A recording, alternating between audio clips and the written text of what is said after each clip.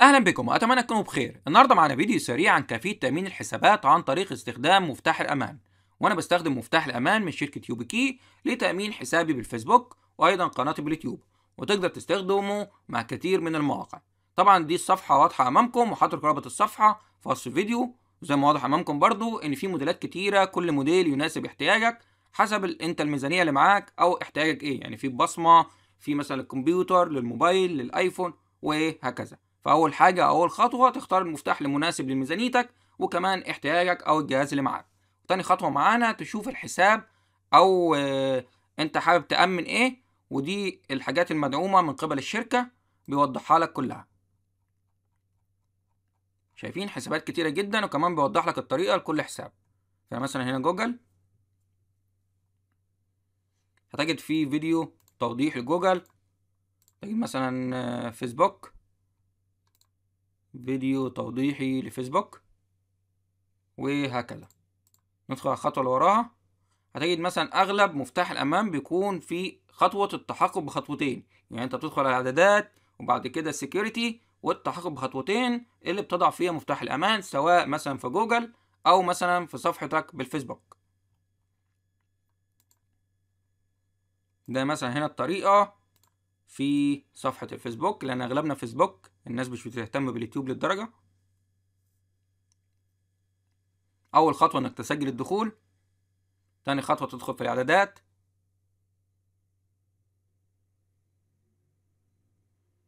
تالت خطوة تدخل في باسورد اند سيكوريتي.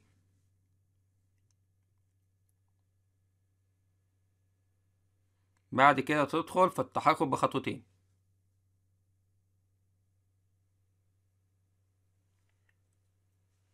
هندخل الكود اللي وصل للايميل.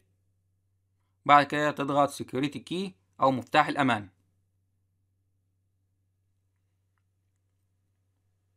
هتضع حاليا مفتاح الامان في الكمبيوتر، سواء مفتاح الامان مثلا تايب سي او اس بي العادي او ايا كان، بتضعه في الجهاز الخاص بيك. يعني مثلا هنا في الفيديو تايب سي وضعته، بيطلب منك تدخل باسورد، لان انت طبعا اول مره بتدخل باسورد لمفتاح الامان. يعني انت مثلا دخلت مفتاح الامان، لا ما بيكتفيش بكده، في باسورد كمان لمفتاح الامان، فلازم تكون فاكره. تضغط نيكست. بعد كده هيطلب منك انك تضع صباعك على مفتاح الامان عشان يتاكد انك بشري. يعني انت مثلا يعني افرض نسيت مفتاح الامان في الكمبيوتر وجهازك اتهكر، او مثلا ايا كان هيحصل له ايه، لا هو لازم في لمسه بشريه عشان يتاكد انك انسان. يعني انت مش وضع مفتاح الامان وخلاص ممكن يتهكر الجهاز كله فهو مفتاح الامان محطوط فخلاص هيسرق، لا لازم يكون في لمسه بشريه تلمس مفتاح الامان. طبعا في مفتاح امان بيكون متاح فيه بصمه، يعني مش مجرد لمسه، بس بيكون اغلى شويه برضو موجود. مثلا كده انت خلاص حطيت مفتاح الامان في الفيسبوك، وانا حاليا هوضح مثلا عن طريق حسابي كيفيه تامين مثلا حساب الفيسبوك او حسابك في جوجل اللي هو مثلا قناتك في اليوتيوب.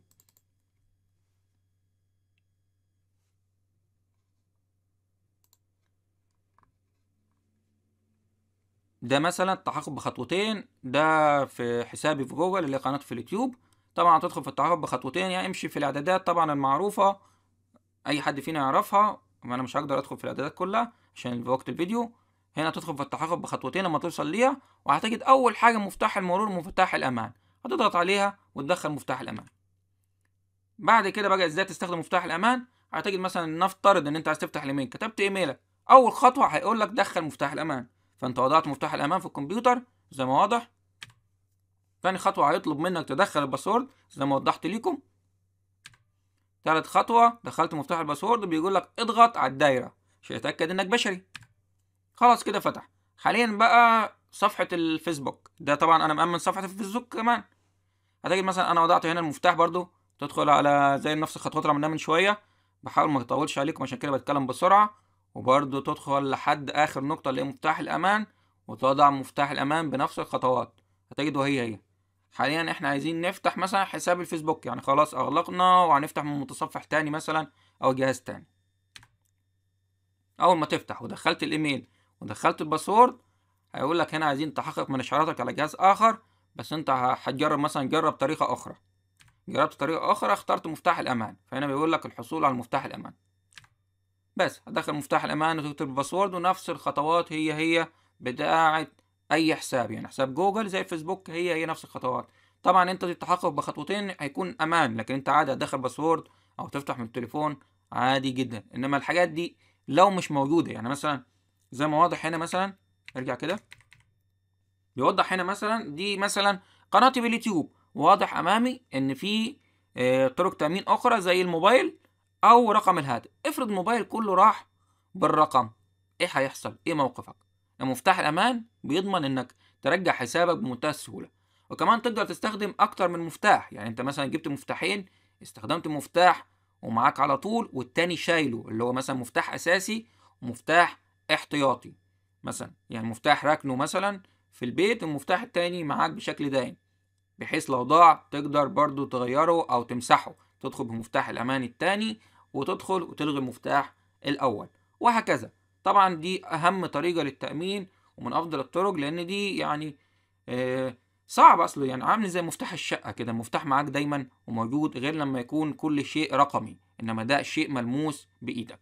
فده فيديو سريع كده عشان ما اطولش عليكم، صديقي طلبه مني، وانا اصلا كمان بستخدم مفتاح الامان، وهو بصراحه يعني طريقه فعاله جدا. يعني انا عن نفسي بسجل ما بكتبش باسورد، زي ما واضح كده، بدخل بسجل بدخل الفلاشه وخلاص، عارف باسورد وخلاص، مش بفتكر الباسورد الطويل وانسى واعمل وسوي كذا، لا يعني حتى لو نسيت الباسورد سهل. فلا يعني المفتاح دي حاجه جيده جدا. طبعا هترك لكم رابط الشراء في وصف الفيديو، انا مشتريه عامه من امازون، وليهم صفحه في فيسبوك، بس طبعا هتدفع شحن، بس اعتقد شحن امازون هيكون ارخص ومتاح جميع انحاء الجمهوريه، لان انا ما كانش فيه متاح لاسوان فاشتريته من امازون، لان ما فيش شحن لاسوان.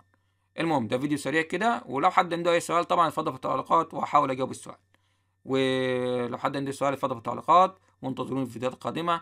يلا سلام.